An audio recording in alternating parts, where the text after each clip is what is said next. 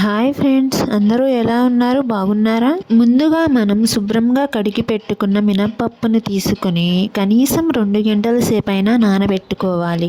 నానబెట్టుకున్న మినపప్పులో నీళ్లు కూడా వేయకుండా గట్టిగా మిక్సీ వేసుకొని పెట్టుకోవాలి.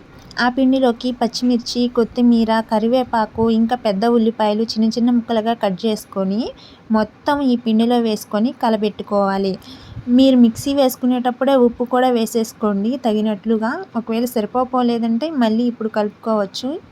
గారెపిండి ఎప్పుడైనా గట్టిగానే ఉండాలండి. జావగా ఉందంటే గారె అస్సలు బాగోదు.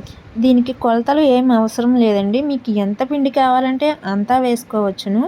మీరు స్టవ్ మీద ప్యాన్ పెట్టి నూనె బాగా వేడి ఎక్కిన తర్వాత ఇలా ఒక సగరం కాగితం తీసుకొని దానికి ముందుగా నీళ్లు పోయాలండి. నీళ్ళు పోయకుండా చేస్తే పిండి అతుక్కొని సరిగా రాదు. గారె ఒత్తేటప్పుడు కూడా పిండి మీద కూడా కొంచెం నీళ్లు వత్తాలండి. అప్పుడే కాగితం నుంచి గారె తీసి బాండీలో వేయటానికి బాగా వస్తుంది, లేకపోతే రాదు. ఒకదాని తర్వాత ఒకటి వెంటనే ఒక 10 గారెలు బాండీలో వేసేసుకోవచ్చండి. ఒక పక్క కాలగానే ఇంకో పక్క తిరగదిప్పుకుంటూ ఉండాలండి. ఇలాగే ఎర్రగా కాలాలి. చూడండి, చాలా బాగా కాలాయి కదండి.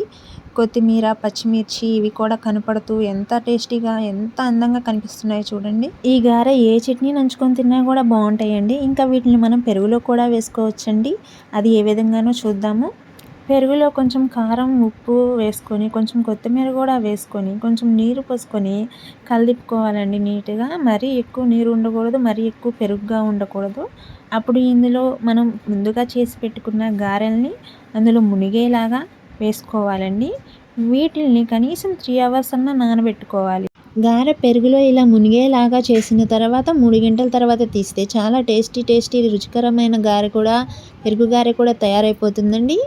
గారె మొత్తం ఈ పెరుగులో నానిపోయి పెరుగు అంతా గారెకి పడుతుంది. చూసారా ఎంత రుచికరమైన గారె! చూస్తేనే నోరూరించేలా ఉంది. మీరు తినేటప్పుడు ప్లేట్లో గారె వేసుకొని దాని మీద ఈ పెరుగు రసాన్ని కూడా పోసుకున్నారంటే చాలా టేస్టీగా ఉంటుంది. Thanks for watching my video.